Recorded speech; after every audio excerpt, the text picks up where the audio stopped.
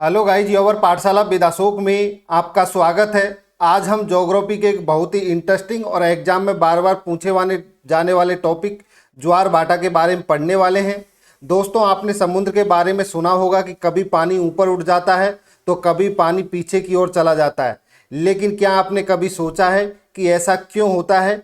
क्या समुद्र खुद चलता है या कोई उसे खींचता है? और चंद्रमा का इसमें क्या रोल होता है?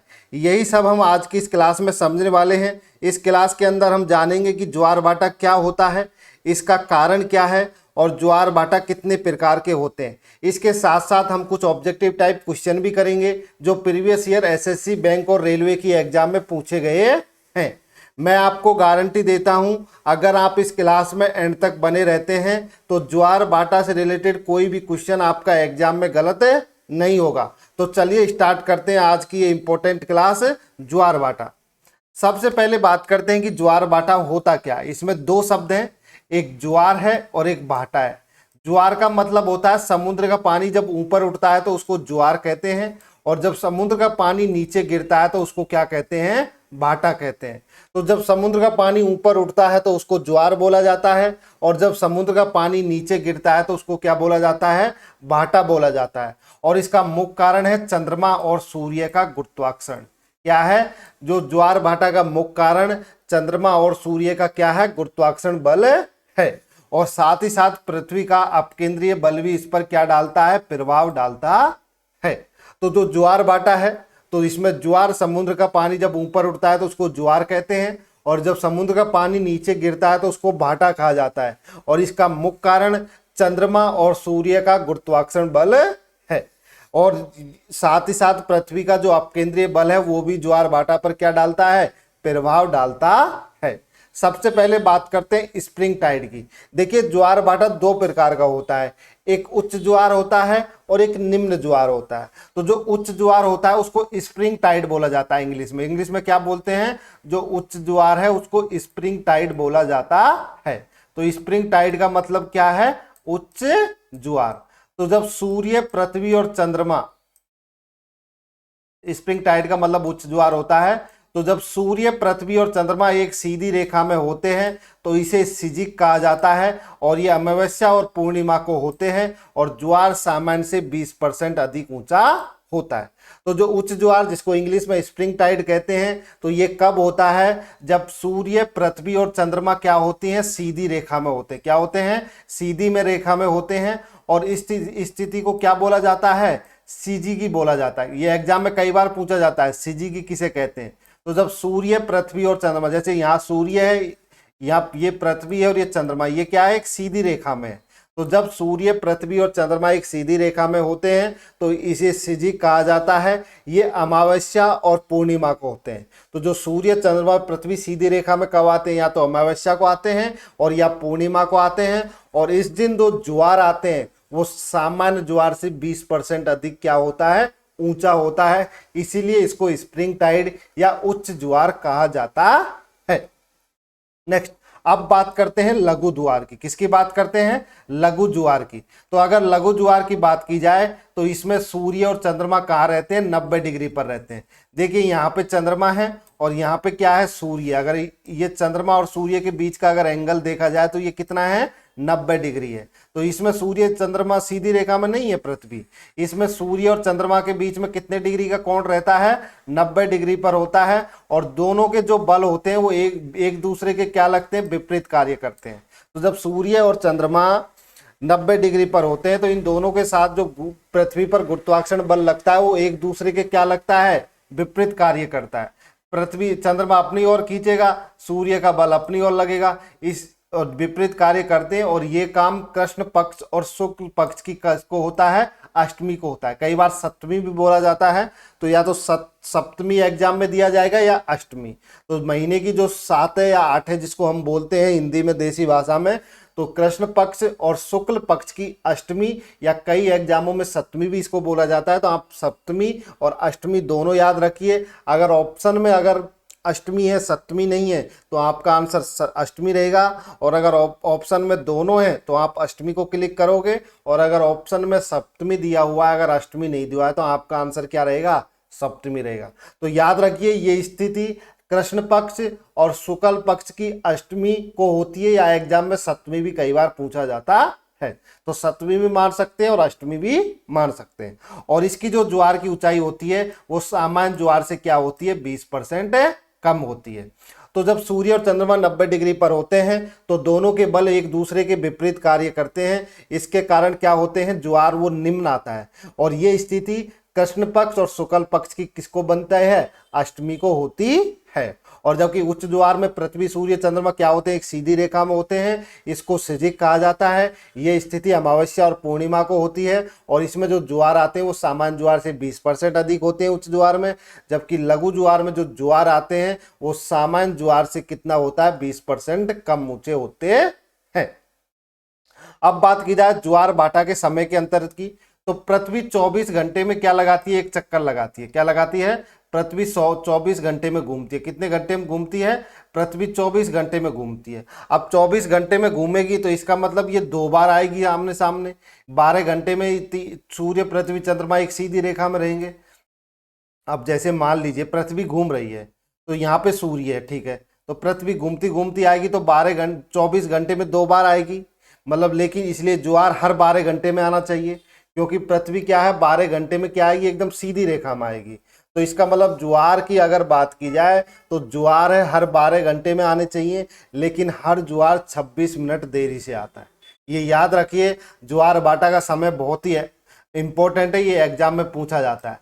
जो पृथ्वी है वो क्या करती है, 24 घंटे में घूमती है। कितने घंटे में घूमती है, 24 घंटे में घूमती है। इसका मतलब होता है, इसलिए ज्वार हर 24 घंटे में आना चाहिए। कितने घंटे में आना चाहिए, 24 घंटे में। लेकिन हर ज्वार 26 मिनट की देरी से आता है। कितनी मिनट की देरी से आता है, 26 मिनट की देरी से आता है। और इसका कारण है चंद्रमा पृथ्वी की क्या करता है, परिक्रमा करता है। क्या करता है, जो चंद्रमा है वो भी पृथ्वी की परिक्रमा करता है। इसके कारण 26 मिनट की क्या हो जाती है, देरी हो जाती है। और दो ज्वारों के बीच का जो समय होता है वो 12 घंटे 26 मिनट होता है। कितना होता है, अगर दो ज्वारों के बीच में अगर समय की बात की जाए तो 12 घंटा 26 मिनट होता है। और अगर बात की जाए ज्वार और भाटा के बीच के अंतर की, तो ज्वार और भाटा के बीच का जो अंतर होता है इसका आधा होता है 6 घंटे 13 मिनट। तो ये याद रखिए, एग्जाम में सीधा पूछा जाता है। दो ज्वारों के बीच का अंतर कितना होता है, तो 12 घंटे 26 मिनट होता है। और जबकि ज्वार और भाटा के बीच का जो अंतर होता है वो 6 घंटे 13 मिनट का होता है। तो अगर आप ज्वार आया है तो ज्वार के 6 घंटे 13 मिनट बाद में क्या आता है, भाटा आता है। तो ये याद रखिए, ज्वार भाटा का समय अंतर, तो पृथ्वी 24 घंटे में घूमती है, इसलिए ज्वार हर 24 घंटे में आना चाहिए। लेकिन हर ज्वार 26 मिनट की देरी से आता है। इसका कारण है चंद्रमा भी पृथ्वी की क्या करता है, परिक्रमा करता है। और दो ज्वारों के बीच का जो समय है वो 12 घंटे 26 मिनट रहता है।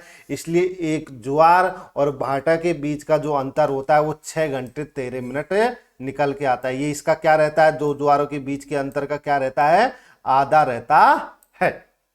ये याद रखिए, एग्जाम में ये सीधा पूछा जाता है। अब बात की जाए ज्वार भाटा से रिलेटेड विशेष तथ्य, तो अगर बात की जाए सबसे ऊंचा ज्वार, तो सबसे जो ऊंचा ज्वार है वो कहां पर आता है, फंडी की खाड़ी में आता है। कहां पर आता है, अगर बात की जाए सबसे ऊंचे ज्वार की, तो जो सबसे ऊंचा ज्वार है वो कहां पर आता है, फंडी की खाड़ी में आता है। और ये फंडी की खाड़ी कहां पर है, तो ये फंडी की खाड़ी उत्तरी अमेरिका में। कहां पर है, ये फंडी की खाड़ी है जो उत्तरी अमेरिका के कनाडा में है। कहां पर स्थित है, उत्तरी अमेरिका का जो कनाडा देश है उसके अंदर ये फंडी की खाड़ी है। और सबसे ऊंचा जो ज्वार है वो इसी फंडी की खाड़ी में आता है। ये याद रखिए, एग्जाम में ये कई बार पूछा जाता है। तो जो सबसे ऊंचे ज्वार की बात की जाए तो सबसे ऊंचा ज्वार फंडी की खाड़ी जो कहां पर स्थित है, कर्नाटक में स्थित है। कहां पर स्थित है, कर्नाटक में स्थित है, वहां पर आता है। अगर बात की जाए भारत में सबसे ऊंचे की, तो अगर बात करें हम भारत में सबसे ऊंचे ज्वार की, तो भारत में जो सबसे ऊंचा ज्वार आता है वो गुजरात के तट पर ओखा स्थान पर आता है। कौन से स्थान पर आता है, गुजरात के तट पर एक ओखा जगह है, वहां पर भारत में सबसे ऊंचा ज्वार भाटा आता है। और अगर बात की जाए अपवाद की, तो साउथ थैम्पटन इंग्लैंड क्या है, इसका एक अपवाद है। इंग्लैंड की साउथ थैम्पटन जगह है वो इसका अपवाद है। यहाँ पर दिन में 4 बार ज्वार आता है। देखिए, वैसे ज्वार 2 बार आना चाहिए दिन में, लेकिन जो साउथ थैम्पटन है वहाँ पर इंग्लैंड की एक जगह है साउथ थैम्पटन, इंग्लिश चैनल और उत्तरी सागर के पास में साउथहैम्पटन एक जगह है, वहां पर दिन में 4 बार ज्वार आता है, 2 बार इंग्लिश चैनल से और 2 बार उत्तरी सागर से। याद रखिए, एग्जाम में कई बार पूछा जाता है।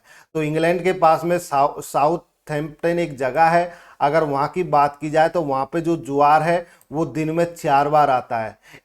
2 बार इंग्लिश चैनल से आता है और 2 बार उत्तरी सागर से आता है। ये याद रखिए, एग्जाम में सीधे पूछे जाते हैं। तो जब सबसे ऊंचे ज्वार की बात की जाए तो जो सबसे ऊंचा ज्वार है वो कहाँ पर आता है? फंडी की खाड़ी में आता है। कहाँ पर आता है? सबसे ऊंचा जो ज्वार है वो फंडी की खाड़ी में आता है। और ये फंडी की खाड़ी कहाँ स्थित है? ये कनाडा में स्थित है। और कनाडा कहाँ पर है? उत्तरी अमेरिका में।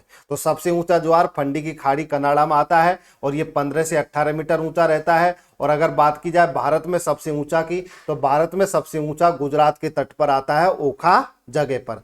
एक अपवाद है इंग्लैंड की साउथहैम्पटन जगह, एक अपवाद के रूप में यहाँ दिन में 4 बार ज्वार आता है। कितनी बार ज्वार आता है? दिन में 4 बार ज्वार आता है। वैसे ज्वार प्रतिदिन 2 बार आते हैं, लेकिन जो साउथहैम्पटन जो इंग्लैंड की जो जगह है वहां पर 4 बार ज्वार आता है दिन में, 2 बार इंग्लिश चैनल से और 2 बार उत्तरी सागर से। नेक्स्ट, अब बात की जाए ज्वार भाटा के लाभों की, तो इसके कई लाभ हैं। जैसे बंदरगाह की अगर बात की जाए तो बंदरगाहों पर ज्वार नदियों की गहराई क्या करते हैं? बढ़ाते हैं, जिससे बड़े जहाज आसानी से उन तक पहुंच सकते हैं।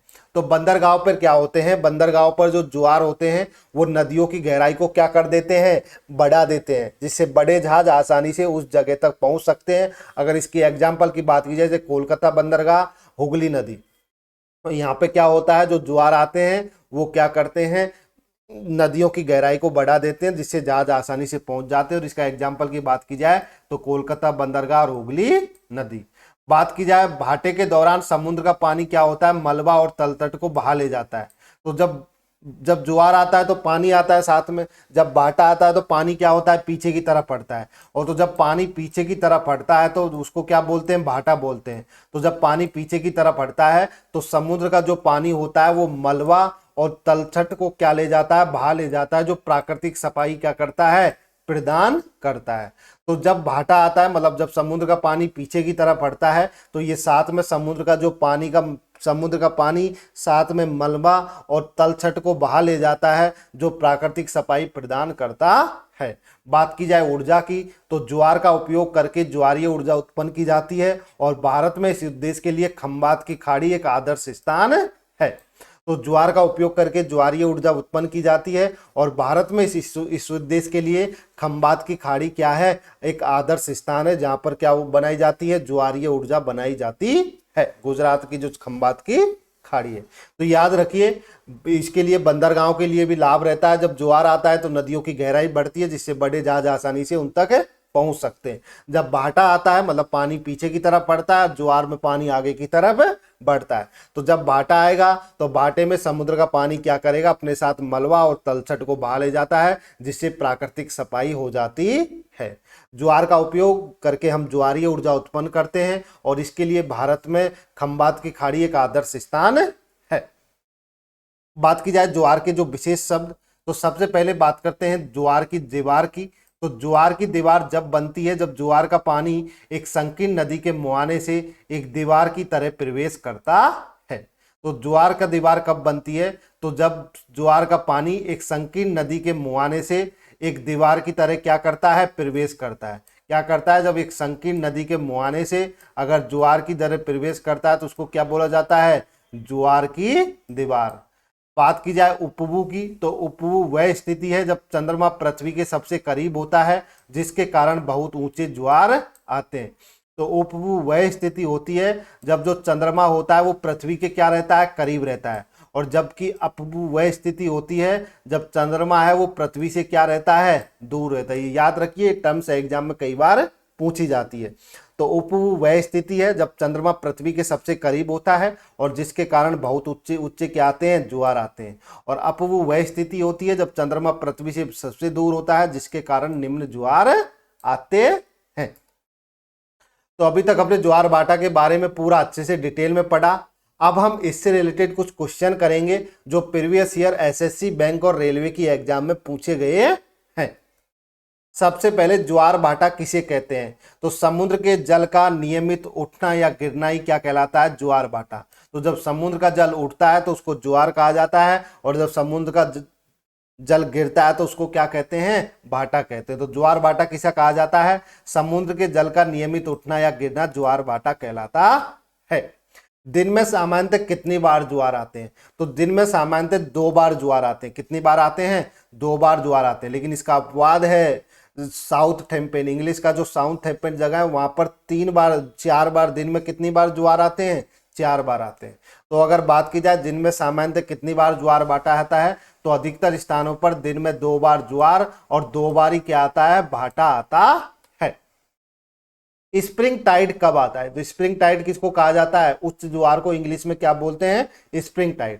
तो स्प्रिंग टाइड है वो पूर्णिमा और अमावस्या को ही आता है। उस समय सूर्य, पृथ्वी और चंद्रमा क्या होते हैं? सीधी रेखा में होते हैं। निप टाइड कब आता है? तो निप टाइड, जिसको हिंदी में क्या बोला जाता है? निम्न द्वार बोलते हैं। स्प्रिंग टाइड उच्च द्वार बोलते हैं हिंदी में, और निप टाइड को क्या बोला जाता है हिंदी में? निम्न द्वार। तो जो निप टाइड है वो कब आता है? तो वो अष्टमी को आता है। और अगर ऑप्शन में अष्टमी नहीं है तो ऑप्शन में अगर सप्तमी दिया है तो आपका आंसर क्या रहेगा? सप्तमी रहेगा। और वैसे अगर ऑप्शन में अष्टमी दिया हुआ है तो आपका आंसर क्या रहेगा? अष्टमी रहेगा। तो इस समय क्या होते हैं? चंद्रमा और सूर्य क्या रहते हैं? 90 डिग्री। जैसे मान लीजिए यहाँ सूर्य है, ये पृथ्वी है, तो चंद्रमा क्या पे रहता है? यहाँ पे। तो सूर्य और चंद्रमा के बीच का जो कोण कितने डिग्री का रहता है? 90 डिग्री का रहता है निम्न द्वार में। स्प्रिंग टाइड की विशेषता क्या है? तो स्प्रिंग टाइड में अधिक ऊंचाई वाले क्या आते हैं? ज्वार आते हैं। सामान्य ज्वार से 20% अधिक ऊंचाई वाले ज्वार आते हैं स्प्रिंग टाइड में। और निप टाइड की क्या विशेषता है? निप टाइड में कम ऊंचाई वाले ज्वार आते हैं। मतलब अगर सामान्य ऊंचाई से 20% कम ऊंचाई वाले ज्वार निप टाइड में आते हैं। ज्वार भाटा का चक्र लगभग कितने समय का होता है? तो जो ज्वार भाटा का चक्र है वो लगभग 12 घंटे 25 मिनट का होता है, या लगभग या इसको 12 घंटे 26 मिनट भी कह सकते हैं। तो जो ज्वार भाटा का चक्र है लगभग कितने समय में होता है? तो 12 घंटे 25 मिनट। ज्वार भाटा का प्रभाव सबसे अधिक कहाँ होता है? तो अगर बात की जाए ज्वार भाटा के प्रभाव की, तो ज्वार भाटा का प्रभाव सबसे अधिक पर्वत पर रहेगा, नहीं मरुस्थल पर रहेगा, नहीं मैदान पर, कहां पर रहेगा? तटीय क्षेत्रों पर। तो ज्वार भाटा का सबसे अधिक प्रभाव है वो तटीय क्षेत्रों पर होता है। ज्वारीय ऊर्जा क्या है? तो जो ज्वार भाटा से प्राप्त ऊर्जा होती है उसी को क्या बोला जाता है? ज्वारीय ऊर्जा कहते हैं। तो ज्वार भाटा से जो ऊर्जा उत्पन्न होती है उसी को ज्वारीय ऊर्जा, या इंग्लिश में जिसको टाइडल एनर्जी कहते हैं।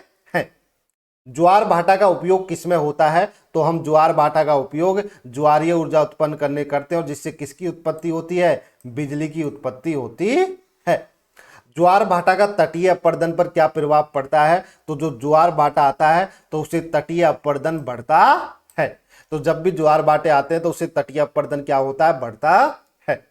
ज्वार भाटा का संबंध किस बल से है? तो जो ज्वार भाटा का संबंध है वो किस बल से है? गुरुत्वाकर्षण बल से। किस बल से है? गुरुत्वाकर्षण बल से। क्योंकि जो पृथ्वी होती है उस पर सूर्य और चंद्रमा दोनों का गुरुत्वाकर्षण बल लगता है, उसी के कारण ज्वार भाटा आता है। लेकिन याद रखिए जो सूर्य है वो पृथ्वी से दूर है, जबकि चंद्रमा पृथ्वी के पास है, इसलिए चंद्रमा का जो गुरुत्वाकर्षण बल है वो ज्यादा प्रभावी रहता है सूर्य की तुलना में। ज्वार भाटा का समय किस पर निर्भर करता है? तो जो ज्वार भाटा का समय ना तो ताप पर निर्भर करेगा, ना हवा पे करेगा, ना वर्षा पे करेगा। ऑप्शन के अनुसार किस पर करेगा? चंद्रमा की स्थिति पर। ज्वार भाटा की ऊंचाई किस पर निर्भर करती है? तो ज्वार भाटा की जो ऊंचाई होती है वो तट की आकृति पर भी, जल की गहराई पर भी और हवा पर भी, इन सभी पर निर्भर करती है। ज्वार भाटा किस प्रकार की प्रक्रिया है? तो ज्वार भाटा एक निश्चित प्रक्रिया। कैसी है? नियमित है। ये नियमित होते हैं, नियमित तरीके से आते हैं। तो जो ज्वार भाटा की प्रक्रिया है वो कैसी है? नियमित है। ज्वार भाटा का सबसे अधिक प्रभाव किस महासागर में होता है? तो अगर बात की जाए तो ज्वार भाटा का सबसे अधिक प्रभाव है वो अटलांटिक महासागर में होता है। किस महासागर में होता है? अटलांटिक महासागर में ज्वार भाटा अधिक स्पष्ट होता है। नेक्स्ट, ज्वार भाटा से कौन सा भू आकृति परिवर्तित होती है? तो जो तटीय परिवर्तन होता है, इससे क्या होता है? तटीय भू आकृति बदलती है। तो ज्वार भाटा से ना तो पर्वत का निर्माण होता है, ना मैदान का, ना मरुस्थल का। किसका होता है? तटीय परिवर्तन होता है। ज्वार भाटा में जल क्यों उठता है? तो ज्वार भाटा में जल हवा के कारण उठता है, या ताप के कारण या वर्षा के कारण, तो इसके कारण नहीं, किसके कारण? चंद्रमा के आकर्षण के कारण उठता है। ज्वार भाटा में जल क्यों गिरता है? तो ज्वार भाटा में जो जल है वो गुरुत्व संतुलन बनाने के लिए गिरता है। तो चंद्रमा का आकर्षण से जो ज्वार भाटा में जल ऊपर उठता है और गुरुत्व संतुलन बनाने के लिए जो ज्वार भाटा में वो जल नीचे गिरता है। ज्वार भाटा का सबसे बड़ा लाभ क्या है? तो ज्वार भाटा से हम ज्वारीय ऊर्जा उत्पन्न करते हैं, तो इसका सबसे बड़ा लाभ क्या है? ऊर्जा उत्पादन का है। Thank you for watching this video. अगर आपको ये वीडियो अच्छी लगे तो वीडियो को लाइक कीजिए, अपने दोस्तों के साथ में शेयर कीजिए, और अगर चैनल पर पहली बार आए हो तो चैनल को सब्सक्राइब कर लीजिए। Thank you all of you.